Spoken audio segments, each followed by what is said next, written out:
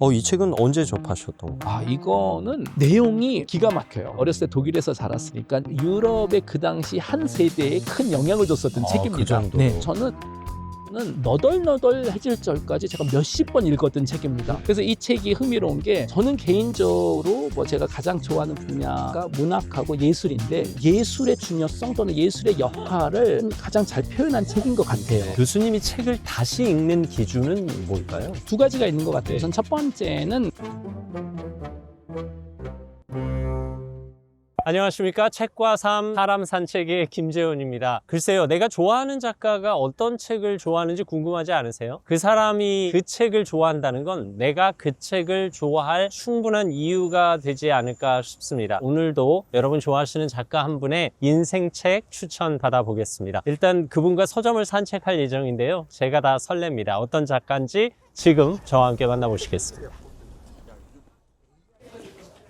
안녕하세요, 교수님. 안녕하세요. 네, 반갑습니다. 네네, 반갑습니다. 네, 오늘 네네. 사람 산책의 작가는 카이스트의 김대식 교수님입니다. 어서 오세요. 네, 감사합니다. 네. 네네. 어떻게 서점 좀 자주 오시는 편이세요? 예, 저는 서점 오는 걸 사실 상당히 좋아하고요. 그래서 여기가 광화문 교보문고죠. 네. 근처에서 일이 있으면 적어도 30분 정도는 항상 좀 비어놔요. 그래서 와서 그냥 한 바퀴 쭉 돌고 네. 그리고 또 제가 좀 워낙 셔퍼홀릭이어가지고 항상 한두 권은 또 사서 갑니다. 근데 아나운서님은 어떠실지 모르겠는데 서점에 들어오면 그냥 기분이 좋아지지 않나요? 저는 이 책향 혹은 이 서점 고유의 향이 그렇죠. 참 좋아요. 그럼 뭔가 책을 보고만 있어도 네. 읽은 것 같잖아요. 그렇죠. 네. 우리 네. 책과 삶에서 좋아하시는 우리 이호선 교수님의 마흔의 기술도 있고요. 또 책과 삶에 자주 나오시는 우리 나태주 시인의 너를 아끼며 살아라도 이달의 책으로 잘 뽑혀 있습니다. 오늘 교수님께 책 추천을 부탁드렸는데 맞습니다. 여러 번 읽을 책, 심지어 너덜너덜해질 정도로 맞습니다. 여러 번 읽은 네네네. 책을 부탁드렸어요. 네네. 교수님이 책을 다시 읽는 기준은 뭘까요? 두 가지가 있는 것 같아요. 네. 우선 첫 번째는 인생책이라는 게 좀 있습니다. 이건 뭐냐면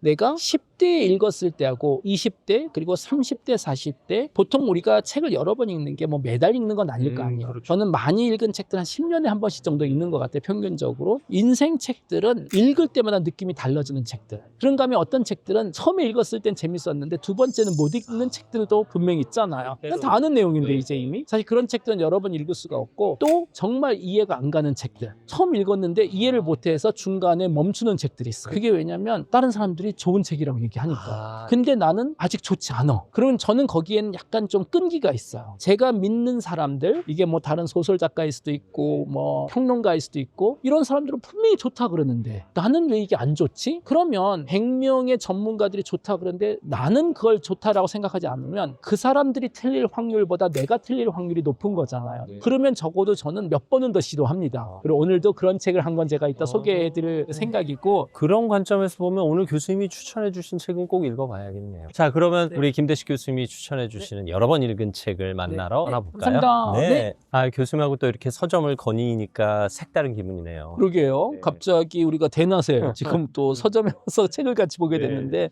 이 근처에 있을 것 같은데 교수님 찾으시는 책이 이거죠. 이거죠. 네네네. 네네. 은하수를 여행하는 히치하이커를 위한 안내서. 가깝게 이제 비닐 포장이 돼 있어서 열어볼 수는 없습니다. 이 책은 언제 접하셨던 거예요? 이거는 제가 고등학생 때 처음 읽었어요. 사실 그래요? 이게 사실은 유럽에서는 정말 클래식입니다. 네. 지금 이게 우리나라에서는 이게 벽돌책으로 이렇게 나왔는데 네네. 원래는 이제 세 권으로 나눠져 있었던 책이고 좀 스토리가 깁니다. 이 다글라스 애덤스라는 분이 원래는 방송국 라디오 작가셨어요. 그래서 이 이야기가 라디오 쇼였어요. 그러다 그게 너무 인기가 있어서 책으로 다 모아지고 드라마로도 있어요. BBC 드라마로도. 네. 근데 국내에서는 아마 그 드라마가 방송이 안 됐던 걸로 알고 있고 이렇게 책 한 권으로 근데 상당히 책은 잘 만들었습니다. 내용이 기가 막혀요. 어렸을 때 독일에서 자랐으니까 유럽의 그 당시 한 세대에 큰 영향을 줬었던 책입니다. 네. 그러니까 사이언스 픽션이에요. 어떤 네네. 내용이냐면 이 스토리가 시작되는 시점이 지구가 멸망하는 거로 시작을 해요. 근데 그것도 그럴싸하게 멸망하는 것도 아니고 인간들이 살고 있는데 우주에서 우주선이 나오더니 방송을 하는 거예요. 자, 우리 20년 전부터 얘기한 것 같이 여기다가 지금 우주 길을 하나 닦아야 되니까 지구를 파괴해야 된다. 지구는 이제 끝이다. 근데 니네 왜 아직까지도 이사 안 갔냐고. 우리가 예고했는데. 우리가 이미 몇십 년도 얘기했더니 그 지구 사람들은 그게 무슨 얘기냐, 우린 그런 걸 들어본 적이 없다. 그랬더니 그 우주인들이 그게 무슨 얘기냐고 바로 옆에 일광년 옆에 별에다가 우리가 그거 다 대보 같은 거 붙여놓지 않았냐. 근데 지구 사람들이 우리는 일광년 못 간다. 아직은. 근데 우주인들이 뭐 이런 행성이 다 있어 하고 그냥 부셔버리는데 거기서 지구인 한 명이 살아남아요. 왜냐? 그 친구의 아주 친한 친구가 알고 보니까 외계인인 거예요. 그런데 그 외계 세상에서는 히치하이킹 전통이 있습니다. 그게 뭐냐면 이걸 해서 우리가 차를 타고 다니는 것 같이 우주선을 타고 젊은 애들이 우주를 돌아다니는 거예요. 그건 진짜 재밌겠네. 그렇죠. 그러면서 다양한 행성을 다니고 은하수를 여행하는 그 히치하이커를 위한 책인 거예요. 그러면 그 지구 생존자가 은하수를 여행하는 히치하이커가 된 거예요. 그렇죠. 우주 여행 가이드인 거예요. 이게 어느 혹성 가면 뭐가 있고 어디에 뭐가 있다. 근데 너무 흥미롭게도 지구에 대해서는 이게 지구가 너무 무의미한 곳이기 때문에 딱 한 줄만 써 있어요. 이런. 별로 위험하지 않음. 끝. 그리고 이제 우주의 다양한 행성들을 관찰하는데 그러다 보니까 아주 흥미로운 질문을 하나 발견합니다. 그게 뭐냐면 결국은 이 우주를 만들고 생명체를 만든 그 어마어마한 존재들이 있었던 거예요.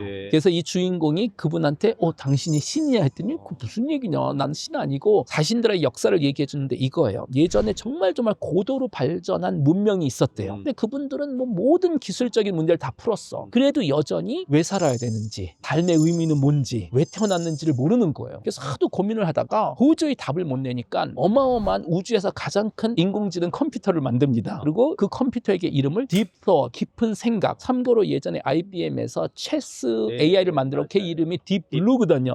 여기서 나온 겁니다. 이게 기크들의 바이블이에요. 그래서 그 컴퓨터한테 물어봐요. 우주에 대한 모든 질문과 삶의 비밀에 대해서 대답해 줄 수 있어? 했더니 기계가 대답해 줄 수 있대요. 그러니까 난리가 났잖아요. 우주의 모든 비밀을 알게 되니까 그럼 얘기해 달라 그랬더니 대답은 해줄 수 있는데 정확한 계산하는데 시간이 좀 얼마 걸린대요. 그래서 얼마 걸리는데 나 다음 주 수요일 날 일정 있다 했더니 아니 몇백만 년 걸린다는 거예요. 자, 몇백만 년이 지나고 드디어 후손의 후손들이 그 컴퓨터한테 가요. 계산 끝났냐? 했더니 끝났대. 그러면 답을 아냐? 답을 안 돼.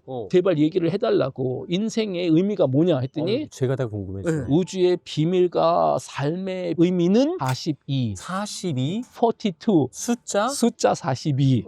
그래서 검색 엔진에서 인생의 비밀이 뭔지 하면 42라고 나와요. 항상 인터넷에는. 그러니까 사람들이 그 42가 뭐냐 했더니 질문이 정확하지 않다라는 거예요. 분명히 우주의 비밀은 42인데 질문을 이제 찾아야 된다. 그랬더니 질문을 찾을 수 있어? 했더니 그거는 너무 어려운데 질문을 찾는 컴퓨터를 자기가 디자인해 주겠대요. 자기보다 훨씬 더 큰 컴퓨터. 그리고 그 컴퓨터에게는 이름을 붙여주겠대요. 그 이름이 바로 지구예요. 그래서 지구라는 이 행성이 이 소설책에서는 삶의 의미에 대한 답에 대한 질문을 찾는 기계인 거예요. 일종의 컴퓨터 시스템. 우리 사람 하나하나 생명체 하나하나가 반도체에서 움직이는 전자 같은 거예요. 이발한 아이디어네요. 그리고 우리가 이렇게 일상생활을 하고 사랑하고 증오하고 커리어하고 일을 하고 은퇴하는 그 하나하나가 계산 단계인 거예요. 지금 삶의 의미를 찾는 과정을 계산하고 있는 중이에요. 결국 지구에서의 모든 삶은 삶의 의미에 대한 질문을 찾는 과정인 거예요. 왜냐? 답은 이미 정해져 있어요. 40이라고. 그래서 우리가 답을 찾느라고 지난 수억 년 동안 살았던 거예요. 그리고 결국 질문을 찾기 1초 전에 지구가 고속도로 만든다고 파괴가 돼버린 거예요. 이게 우주고속도로 만든다고 그런 이야기입니다. 그러면 내 삶을 탐구하는 여정이 될 수도 있고 그거예요. 실제로 우주를 여행하는 느낌도 느낄 수 있어요. 진짜 우주도 여러 행성을 다니면서 별하별 모험도 하지만 이 모든 것이 알고 보니까 인생의 의미에 대한 질문을 찾는 과정인 거예요. 결과적으로. 근데 지금 말씀하신 내용을 다 담기에는 오히려 이 벽돌책이 부족할 것 같은 느낌 사실 맞죠? 이게 3권 더 있습니다. 원래는 이게 6권짜리 책인데 한국에선 이렇게 나왔는데 한번 꼭 읽어보시면 정말 재밌어요. 좋습니다. 말씀하신 대로 삶의 의미는 무엇일까? 42라는 정답을 찾아가는 그 과정이 지구에게 부여된 의미다. 그러면 이 책 제목 중에 은하수라는 단어, 여행이란 단어, 히치하이커라는 단어, 안내서라는 단어 중에 어떤 단어에 방점을 찍으시겠어요? 저는 안내서. 안내서. 그 이유는 뭐냐면 인간으로 다들 태어난 거잖아요. 그런데 우리는 세상에 태어날 때 인생에 대한 안내서 없이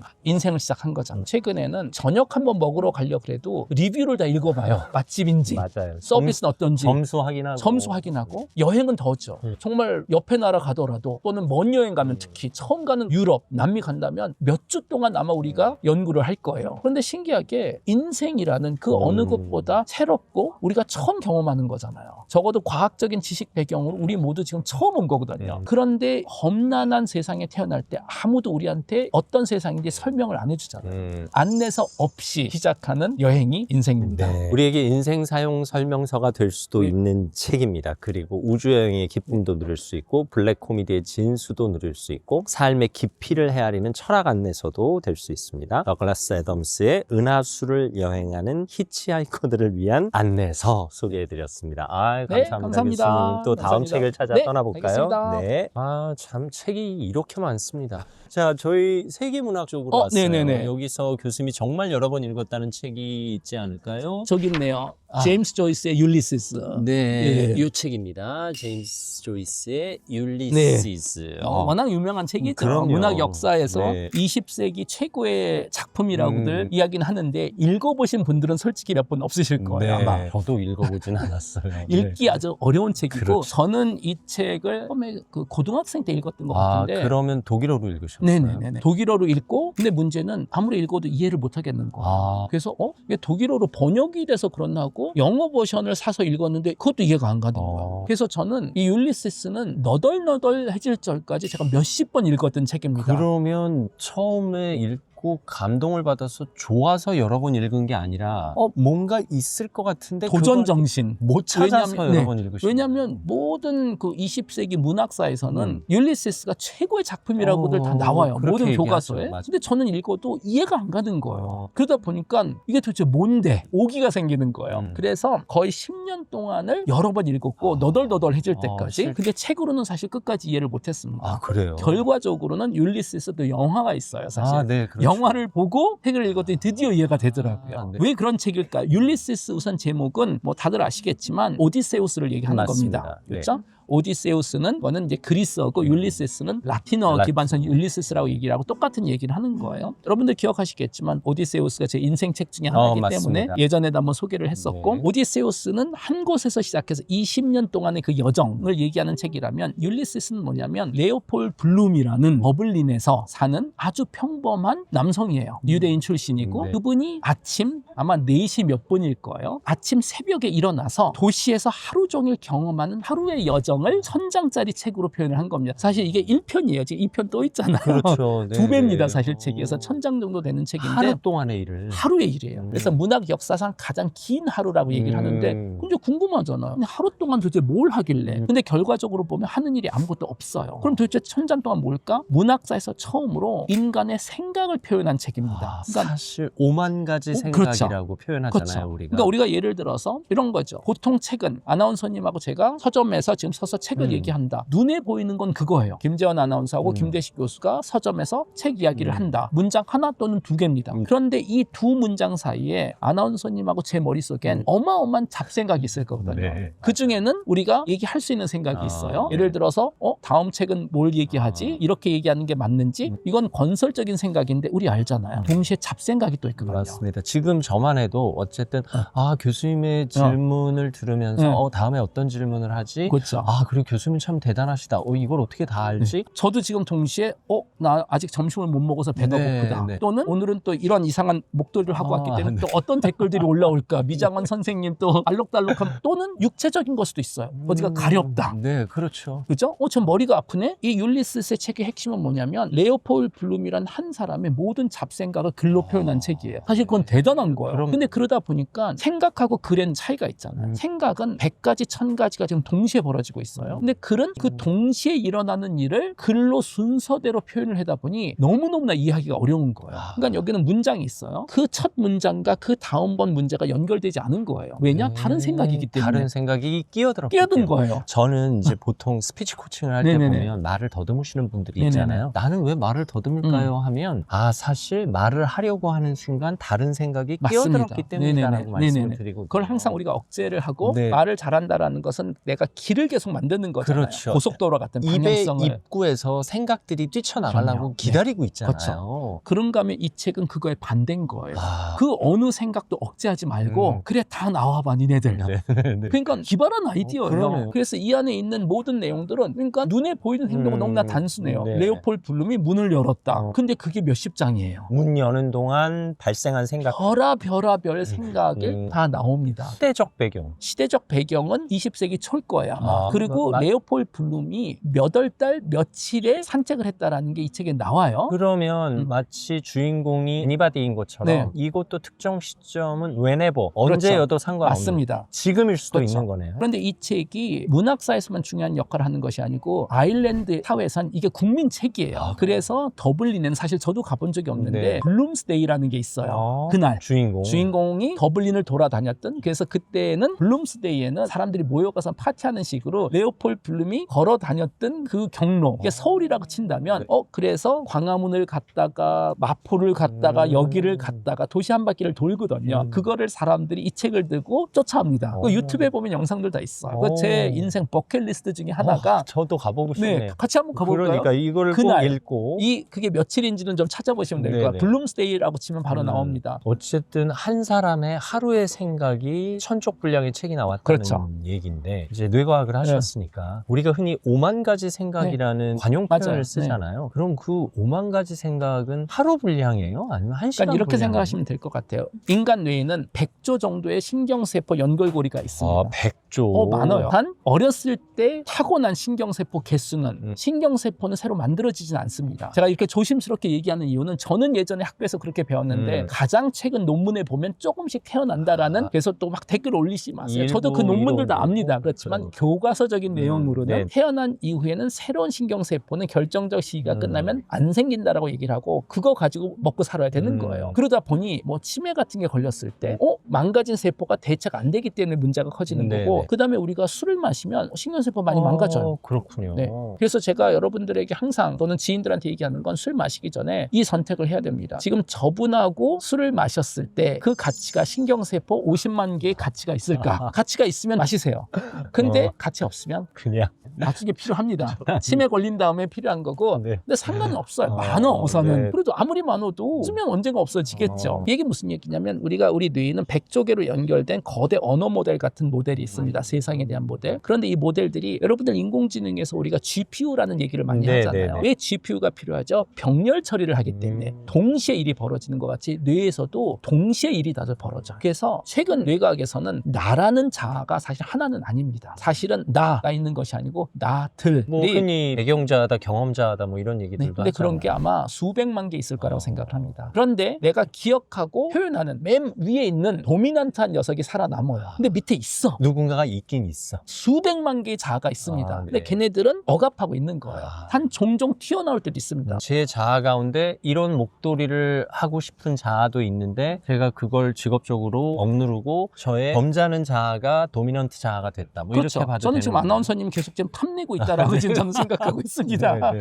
은근슬쩍 여기있습니다. 네. 큰일 났다 댓글이 이제. 네. 이렇게 해서 레오폴 블룸이 새벽 4시 몇 분에 일어나서 하루 종일 사람도 만나고 뭐 사업도 하고 돌아다니고 집에 와. 그 다음에 아마 아내 이름이 몰리일 거예요. 몰리 블룸. 침대에 누워서 맨 마지막은 주인공이 이제 침대에 누웠을 때 하는 생각들 있잖아요. 내일은 뭐 하지 어쩌고 저쩌고. 그리고 잠이 들어. 근데 이 책이 재밌는 게 레오폴 블룸의 생각이 끝나고 그 다음 장으로 넘어갔는데 바로 옆에 있는 몰리의 생각을. 네네네. 그래서 이 책이 흥미로운 게 맨 마지막 20장 정도는 아내의 생각이에요. 근데 몰리의 생각. 아내의 생각에는 점과 콤마가 없습니다. 아, 그래요. 그러니까 더 극단적으로 표현한 거예요. 성향에 따라 생각이 달라진다? 글쎄요, 어떤 생각을 하고 그렇게 썼는지는 모르지만 주인공 남자의 생각은 여전히 문법적이에요. 그런데 곰곰이 생각해보면 우리가 생각을 문법적으로 하지 않을 거거든요. 뭐 주술 관계도 안 그냥 막 맞죠. 그냥 뭐 앞뒤 뒤척 없이. 근데 이 맨 마지막 20장 정도는 문학사 역사에서 처음이자 지금까지 가장 훌륭한 수준으로 인간의 생각을 글로 표현한 챕터라고 얘기를 해요. 그래서 여러분들이 이 책이 읽기 어려우시면 이런 서점 같은 데 오셔서 또는 도서관에는 있겠죠. 마지막 20장만 읽으셔도 됩니다. 네네. 정말 훌륭한 책이에요. 근데 읽기는 상당히 어렵습니다. 그러네요. 그 말은 우리가 누군가의 생각을 이해하기는 어렵다라는 뜻이 맞습니다. 되는 거네요. 그래서 아마 제임스 조이스는 작가들 중에는 아마 지금까지 처음이자 마지막으로 인간의 생각을 글로 표현하려는 노력을 한 분인데 뇌과학적으로 봤을 때는 그렇게도 생각 안 해요. 이것도 너무 언어화된 생각이에요. 그렇죠. 이미 표현을 할 수가 있잖아요. 언어로 치환할 수 있는 생각이니까. 그렇죠. 그리고 또 하나는 언어의 해상도는 생각의 해상도보다 훨씬 더 낮아요. 그게 뭐냐면 우리는 머릿속에 어마어마한 생각을 가지고 있는데 이거를 표현할 수 있는 단어의 개수가 부족합니다. 생각이 언어로 표현되는 비율이 어느 정도 될까요? 그건 뭐 정확하게는 모르겠지만 제 느낌으로는 한번 10,000분의 1, 100,000분의 1이지 않을까 될까 싶어요. 말까. 그러니까 예를 들어서 그거예요. 제가 지금 빨간 사과를 들었다고 칩시다. 네네. 그리고 아나운서님한테 이 사과 빨갛지요? 그냥 빨갛다 그러실 거예요. 그렇죠. 그런데 우리 눈에 보이는 색깔은 빨강이 아니에요. 완벽한 빨강이 아니잖아. 그렇죠. 사과. 푸릇푸릇함도 있고. 푸릇푸릇함도 있고 점도 있고 근데 그걸 표현할 수 있는 단어가 없잖아요. 그러니까 결국은 빨간 사과라는 그 문장은 이 인식된 정보를 표현하는 단어가 아니고 제목이에요. 저는 빨간 사과를 봤기 때문에 어떻게 생겼는지도 알고 아나운서님도 빨간 사과를 보셨기 때문에 머릿속에 있잖아요. 네네. 제가 하는 건 뭐냐면 빨간 사과라는 제목을 던져서 그 기억을 끄집어내도록 유도를 하는 거예요. 그러니까 결국 내가 생각하는 빨간 사과하고 아나운서님이 생각하는 빨간 사과는 차이가 있습니다. 그런데 빨간 사과라는 동일한 단어를 쓰기 때문에 우리는 서로를 이해한다라는 헬루시네이션을 가지고 있어요. 그 생각과 실존의 연결고리 역할을 하는 거네요. 그게 언어인데 이게 해상도가 좋지 않거든요. 아. 그렇기 때문에 사회에서 그렇게 많은 오해가 있는 거예요. 동일한 단어를 쓰는데 다른 걸 생각하는 거예요. 맞습니다. 예를 들어서 민주주의, 자유. 그렇죠. 우리 다 각자 다르잖아요. 네. 근데 같은 단어를 써. 그러니까 우리가 합의 볼 때 야 우리 자유로운 세상 만들자. 다른 생각하고 있는 거예요. 뭐 그렇게 심오하게 안 들어가고 사랑이라는 완전 단어만 다르겠죠. 가지고도 정말 네,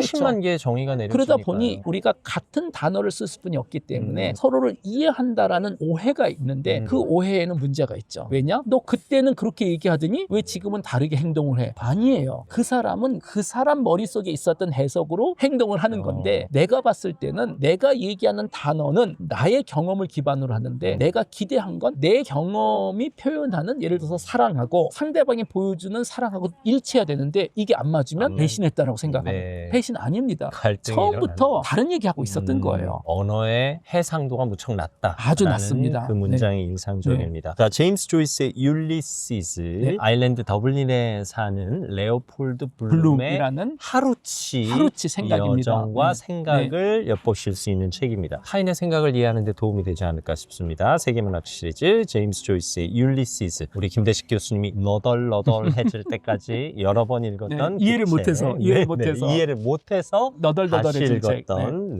그 책 소개해드렸습니다. 네. 아이, 감사합니다. 감사합니다. 원래 있던 데 꽂아놓겠습니다. 세계문학 시리즈들이 쫙 즐비하네요. 그러니까 책이 많으면은 저는 항상 생각하는 게 제가 책에 가까이 있으면 그 내용이 좀 머릿속으로 들어오는 게 아닐까. 전 잘 때 사실 책을 베고 자요. 아니 그러니까 단어가 들어올 수 있잖아요. 혹시라도. 그래서 머릿속에 그렇게 방대한 양의 지식을 모르겠어. 품고 계신 그건 거예요. 모르겠는데 머리가 좀 아프긴 합니다. 이게 네. 딱딱해가지고 네. 책이. 다음 책은 오르한 파묵 책 말씀하셨었죠. 네. 내 이름은 빨강 맞죠? 아주 좋아하는 책입니다. 네. 이거는 네. 자, 많은 분들이 좋아하시죠. 그럼요. 네, 네. 오한 파묵도 노벨 문학상도 그럼요. 받은 분이시기 네. 때문에. 네. 파묵의 책은 사실 더 유명한 책들이 많아요. 네. 근데 내 이름은 빨강을 고르신 이유는? 저는 개인적으로 뭐 제가 가장 좋아하는 분야가 문학하고 예술인데 예술의 중요성 또는 예술의 역할을 가장 잘 표현한 책인 것 같아요. 네. 워낙 유명한 저자이시니까 터키 저자이시고 노벨 문학상 타시고 한국에도 아마 자주 네, 오셨던 네, 걸로 네. 기억을 합니다. 내 이름은 빨강은 되게 흥미로운 이야기예요. 인간이 그림을 그려야 될까라는 질문을 합니다. 왜냐? 세상이 아름답지 않거든요. 세상이 추한데 이 아름다움 그림으로 표현하는 거는 이건 적절하지 않다라는 거, 비도덕적이라는 거. 그리고 여기서 중간에 이제 여러 스토리가 있는데 옛날 이야기만 제가 해드리겠습니다. 여러분들 아시다시피 기원 후 10세기, 11세기 정도에는 기독교 유럽보다 이슬람 중동이 훨씬 더 발달을 했었을 때입니다. 여러분들이 아셔야 되는 게 초기 이슬람은 지금하고 많이 다릅니다. 느낌도 지금은 다르고. 그냥 이슬람 하면 우리가 뭐 테러를 생각하는데 네네. 그 당시에는 가장 계몽주의적인 종교였었고 포용적인 종교였었어요. 그게 우리가 알고 있는 아라비안 나이트 같은 이야기가 다 그때 만들어진 맞습니다. 거잖아요. 그래서 바그다드에는 엄청난 도서관이 있었고 그 도서관에서는 다양한 종교의 학자들이 모여서 토론을 항상 했었대요. 책도 수십만 권이 있고. 그런데 아마 13세기, 14세기였죠. 몽골 군대가 쳐들어왔잖아요. 그리고 몽골 군대가 뭐 잔인했다라는 건 다 아시잖아요. 특히 네. 몽골 군대들은 들어와서 성 밖에서 항복하면 봐줘요. 버티면 그냥 대학살을 하죠.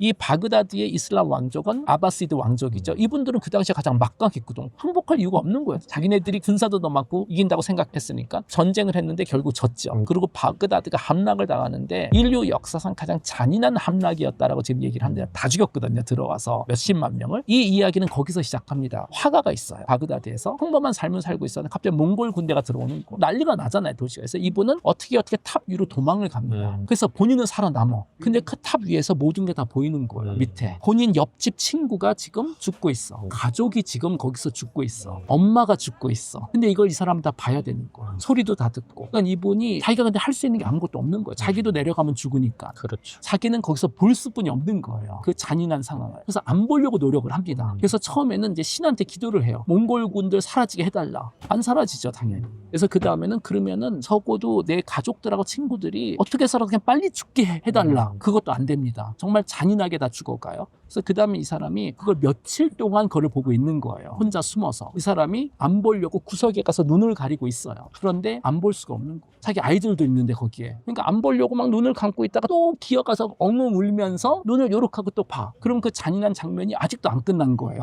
몽골군들이 아마 일주일 동안 이걸 함락을 했거든요. 그리고 어느 정도 심하냐면 그 바그다드가 티그리스 강을 지나가는데 티그리스 강물이 새빨개졌대요. 그 다음에 시커매졌대요. 왜냐? 책을 다 거기다 던졌거든. 잉크 때문에. 근데 이분은 그걸 계속 볼 수뿐이 없는 거예요. 그리고 자기한테 눈이 있기 때문에 눈이 있어서 이 잔인한 현실을 볼 수뿐이 없다라는 거기에 대한 자괴감이 생겨서 그 다음에 바늘을 꺼내서 자기 눈을 찌릅니다. 네. 안 보려고. 그리고 그 다음부터는 이분이 결정한 게 화가들을 다 죽이겠다. 이렇게 잔인한 세상인데 니네들 무슨 아름다운 그림 그리고 있냐. 그거 자체가 정말 내 가족들, 내 친구들을 지금 모욕하는 행위다. 그래서 그림을 그린다는 그림을 행위 그린다는 자체가. 거 행위 자체가 왜냐하면 세상이 너무 잔인하기 때문에 그거를 그리고 뭐 사랑하는 연인들 손잡고 다니고 그리는 거 자체가 이거는 이네요. 오만이고 죽은 사람들에 대한 모욕이라는 거예요. 그래서 그 다음부터 이 사람이 살인자가 돼서 암살을 하기 시작하고 그 미스테리를 푸는 책이에요. 이게 네. 사실은.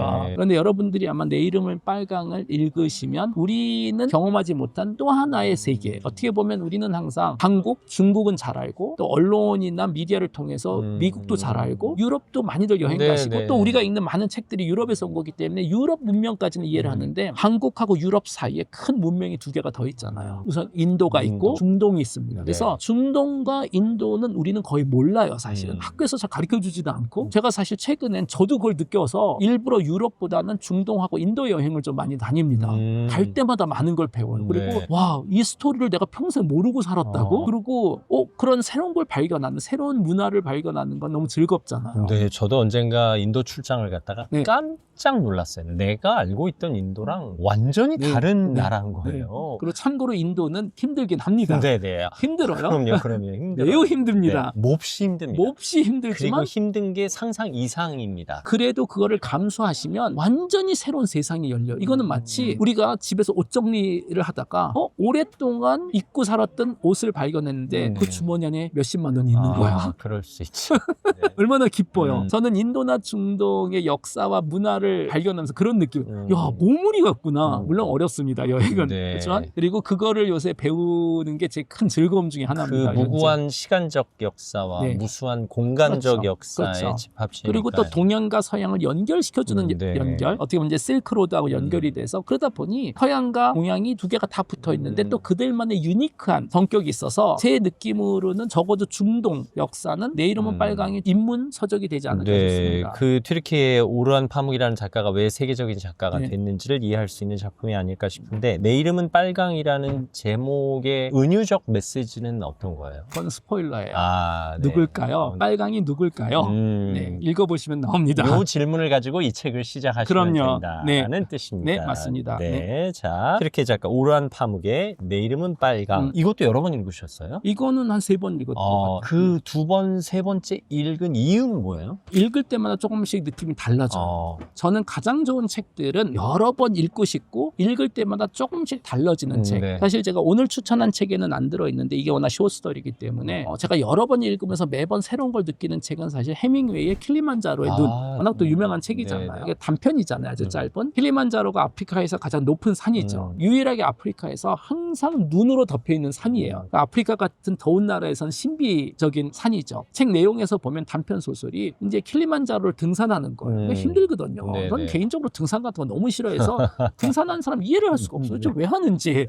갔다가 어차피 또 내려올 건데 고생해서 올라가요. 올라갔더니 이제 눈이 덮여 있잖아요. 거기에 레오파드 한 마리가 얼어 죽어 있는 거야. 그래서 이 책의 질문이 뭐냐면 이 레오파드는 왜 여기까지 올라왔을까? 왜 여기서 얼어 죽었을까? 그럼 밑에서 친구들하고 재밌게 살았으면 되잖아요. 그러게. 사냥도 좀 하고. 네. 위에 아무것도 없거든요. 위에 레오파드한테 도움이 되는 게 하나도 없는데도 굳이 고생해서 올라왔고 결국은 거기서 얼어 죽어서 죽었죠. 이 책은 여러분들이 여러 번 읽으면 좋은 게 저는 또 이걸 처음에 고등학생 때 읽었는데 학교에서 읽은 책들은 기억이 안 좋잖아요. 왜냐면 숙제가 그거였었거든요. 그래서 레오파드는 뭘 찾으러 올라왔나. 애들 날랐어. 제정신이 아니었다. 막 근데 그런 거 답쓰고 그때는 몰랐는데 그리고 읽고 그냥 구석에다 뒀는데 10년 정도 지나고 나서 20대에 읽었는데 레오파드가 뭘 찾으러 갔는지 알겠더라고. 그리고 30대에 읽었을 때는 답이 또 달라지고 그래서 아무것도 없는 데를 기꺼이 올라가는 그 이유 이게 인생을 비유한 거죠 당연히. 그리고 결국 죽을 건데 거기서 이게 10년에 한 번씩 읽으면 좋은 책이라고 얘기를 합니다. 10대, 20대, 30대, 40대, 50대씩 읽을 때마다 레오파드가 다른 존재가 된다라는 거예요. 얘는 도대체 뭘 위해서 굳이 갔고 뭘 위해서 갖다 얼어 죽었을까. 저는 발견했어요 사실은 그게 뭔지. 그래서 그런 식으로 여러 번 읽을 때마다 책이 다르게 읽혀지는 책들은 분명히 있는 것 같아요. 저도 여러 번 읽는 책이 있는데요. 네. 저도 얇은 책이에요. 네네. 쥐스킨트의 깊이의 강요라는 네, 좋습니다. 책이 쥐스킨트 워낙 좋죠. 네, 사실 향수도 쓰셨고 그렇죠. 비둘기도 쓰셨고 맞아요, 맞아요. 네. 그 깊이의 강요에는 한 화가가 어느 평론가의 이 화가의 작품에는 깊이가 없다. 네네네. 라는 말에 매몰돼서 이제 작품 활동을 제대로 네네네. 못하는 거예요. 사실 저도 어떻게 보면 진행이라는 이 영역 속에서 우리가 어떻게 깊이를 추구할까에 대한 고민이 필요할 때쯤 되면 그 책을 한번 잡아요. 근데 타인의 평가보다는 내 마음의 깊이가 훨씬 더 중요하다라는 결론을 내는데 제가 처한 상황에 따라 받는 느낌이 다 달라요. 이 짧은 단편들이 네네. 여러 작품이 네. 있다 보니까 그런 책들이 클래식이 되는 거죠. 그러니까요. 그래서 저도 최근에는 자꾸만 좀 클래식 위주로 읽게 되는 게 지금 나오고 있는 책들은 좀 잡음이 많은 것 같아요.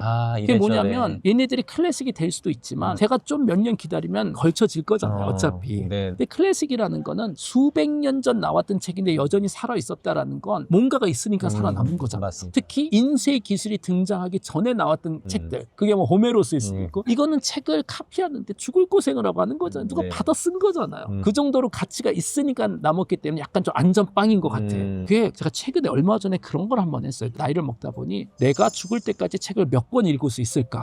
왜냐면 책 읽는 속도 뻔하잖아요. 그리고 제가 사실. 여유 시간도 뭐 뻔하고 일주일에 맞아요. 뭐 매일 읽을 수 있는 거다 주말 정도에 이렇게 계산해 봤더니 여러분들 한번 그거 꼭 해보시면 좋을 것 같아요. 현실적으로 그 숫자가 크지 않습니다. 몇천 권 아니에요. 그렇죠. 저는 아무리 긍정적으로 봐도 몇백 권이 안 되더라고요. 네. 근데 갑자기 그게 저한테는 허걱하는 생각을 준 거예요. 지금 여기 책이 이렇게 많은데 이거 다 못 읽는 제가 읽을 수 있는 책은 몇백 권뿐이 없다. 그러다 보니 되게 까다로워졌어요. 아니 요만큼 읽기도 쉽지 그거예요. 않겠어요. 네, 남은 인생에. 그래서 요새는 제가 책을 사잖아요. 앞에 읽어. 느낌이 없으면 안 읽습니다. 왜냐하면 그 기회비용이 너무 아까운 거예요. 낭비할 수 없다. 낭비할 수 없고 아니 내 이 시간 없어. 근데 최근에는 그게 책을 넘어서 모든 곳에 확장이 되기 시작하는 사람. 그렇죠. 네. 이게 욕먹을 행동입니다. 막 그러자. 아니야 이 사람도 알고 보면 괜찮은 사람? 아는 그 시간이 아까운 거예요. 알아가는 시간이. 따지고 보면 1년에 누군가와 밥 먹는 날이 100일이 안 될 수도 그럼요. 있어요. 네. 그렇게 따지면. 그리고 또 하나는 이 세상에 수십억 명이 있는데 네. 많을 텐데. 근데 이게 이렇게 하면 사회에서 아주 욕먹습니다. 그럼에도 불구하고 네. 어쨌든 앞으로 남은 인생에서 나와 진지하게 밥을 먹을 사람이 1000명이라고 제안하면 그리고 본인 자신을 위해서는 우리가 모든 사람을 행복하게 할 수는 없는 거잖아요. 네. 당연히 나의 행복에 대한 책임이 제일 큽니다. 그럼 여기서는 기회비용을 정말 잘 계산을 해야 되는 거예요. 자, 좋습니다. 사람은 여러분께서 알아서 하시고요. 알아서 하세요. 하지만 이거는. 책만큼은 책만큼은 좀 신중하게 선택하셨으면 신중하게. 좋겠습니다. 자, 오란 파묵의 내 이름은 빨강. 네. 빨강은 누굴까요? 누굴까요? 이런 궁금증을 가지고 네. 시작해 보시기 바랍니다. 네, 자, 이 감사합니다. 책도 제자리로 돌아가고 교수님이 말씀해 주신 책 중에 제가 표시를 해놨습니다. 아, 좋습니다. 프란츠 카프카의 변신. 네네네. 네, 뭐 이 책은 많이들 좋아하시고 그럼- 여러 번 읽으셨을 거예요. 그럼요. 근데 네네. 길지 않은 내용이면서도 아주 짧습니다. 뭔가 임팩트를 주고 마음속에 뭔가 남겨놓는 책이기도 그럼요. 하죠. 우선 저는 이 변신 프란츠 카프카 하면 가장 먼저 안 좋은 기억들이 아, 떠오르는 게 네. 독일 학교에서 맨날 읽게 하는 책이거든요. 그렇군요. 독일어 시간에. 네. 근데 모르겠어요. 이게 전 세계 공통적인 문제인 것 같아요. 학교에서 읽는 책은 그냥 막 반감이 생겨. 그냥 선생님이 싫어서 그런 일단, 걸까요? 일단. 나중에 보면 되게 좋은 책이었었는데 네. 그냥 너무 싫어. 그냥 학교가 싫었던 것 같아요. 근데 나중에 읽으면 특히 변신은 훌륭한 책이죠. 뭐 근데 워낙 다들 아시잖아요. 그레고 3사라는 평범한 청년이잖아요. 네. 그 친구는 가족을 위해서 헌신하는 청년이에요. 결혼도 안 했어. 부모님들을 먹여 살려야 되고 특히 너무나 사랑하는 여동생이 있어요. 그레고 3사에게는 여동생이 다예요. 돈이 없는데도 여동생이 하고 싶으면 다 해줘요. 그리고 자기는 하루 종일 일만 하고. 자, 어느 날 그레고 3사가 아침에 눈을 떠요. 본인한테는 변한 게 아무것도 없어요. 이렇게 눈을 뜨고 보니까 세상이 다 보여. 그런데 갑자기 어머니인가요? 네네. 아빠인가요? 문을 열고 들어왔더니 비명을 지르고 도망가는 거잖아요. 왜냐? 그레고 삼사는 똑같은 사람인데 외모가 바퀴벌레로 바뀐 거잖아요. 그러니까. 이것도 바퀴벌레도 아니고 정확하게 어떤 벌레인지는 모르지만 사람만큼 큰 벌레예요. 너무나 징그럽게 생긴. 근데 말을 하잖아요. 이 벌레가. 근데 부모님들은 비명을 지르는데 왜요? 나 그레고인데.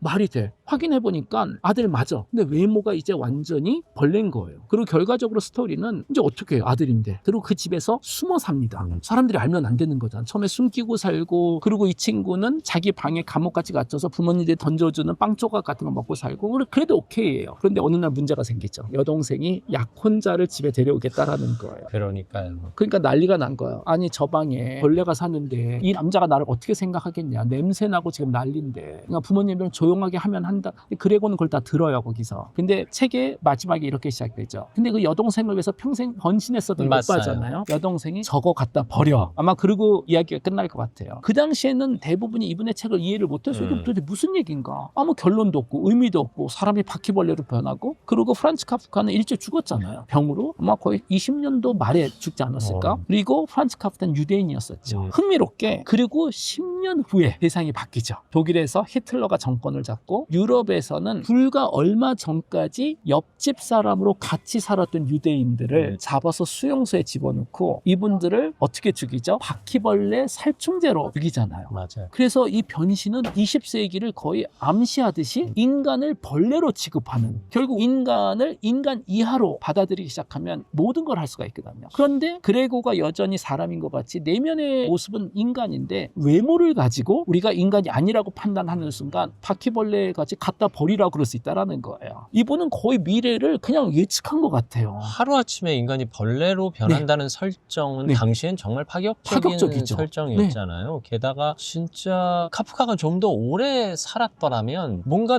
더 파격적인 설정들이 근데 나왔을 것 지금은 같은 이분이 느낌. 20년대 돌아가신 게 다행이라고 생각해요. 그래요? 이분도 유대인 수용소에서 학살당할 수 네, 있었죠. 그래서 그렇죠. 차라리 그 꼴을 안 본 게 더 낫다. 그런 관점. 그런데 이분은 생각으로 예측한 것이 아니라 그냥 느꼈던 것 같아요. 네. 지금 세상이 뭔가 미쳐가고 있는데 아직 표면적으로는 안 나왔는데 이분은 예민하니까 그걸 느끼고 그거를 스토리로 다 지금 적은 것이 아닐까. 그러니까 내가 물론 벌레가 되지는 않겠지만 상대가 벌레로 여기는 그렇죠. 존재가 된다는 암시가. 그리고 결과적으로 이 책이 보여주는 건 뭐냐면 나라는 존재는, 나라는 자아는 내가 누군지, 우리가 항상 얘기하잖아요. 당신은 자기가 누군지를 알아야 된다. 내가 누군지 아는 게 중요하다. 변신이 보여주는 거는 그거는 필요 조건이지만 충분 조건이 아니라는 거예요. 나는 누구냐도 중요하지만 이 세상 사람들이 나를 어떻게 보는지도 내 자아의 한 부분일 수뿐이 없다라는 거예요. 특히 여동생이 오빠를 어떻게 그렇죠. 생각했는지가. 내가 아무리 사람이라 그래도 보는 사람들이 나를 바퀴벌레라 그러고 그 사람들 숫자가 더 많으면 내가 벌레가 되는 거예요. 이게 어떻게 보면 남의 얘기 같고 나에게는 이런 일이 안 벌어질 것 같지만 우리는 누구나 노인이 되잖아요. 당연하죠. 네. 특히 노인을 바라보는 네네. 가족의 관점, 젊은 맞아요. 세대의 관점, 네. 후손의 관점이 바로 여동생이 오빠를 바라보는 맞아요. 관점이 아닐까 싶기도 해서. 맞습니다. 사실 저만 해도 제가 젊었을 때 네. 생각했던 지금의 제 나이는 네. 한참 할아버지거든요. 한참 할아버지. 네. 근데 지금 제가 느끼는 네. 제 실체와 간극이 어마어마하단 말이에요. 그래서 이 변신이 보여주고 있는 거는 나라는 존재는 아마 죽을 때까지 우리가 변하지 않는데 껍데기가 계속 변해가니까 우리가 벌레는 아니지만 객관적이란 단어가 적절할지 모르겠지만 사회에서 정의 내리는 수준으로는 나이를 먹는다라는 것은 조금씩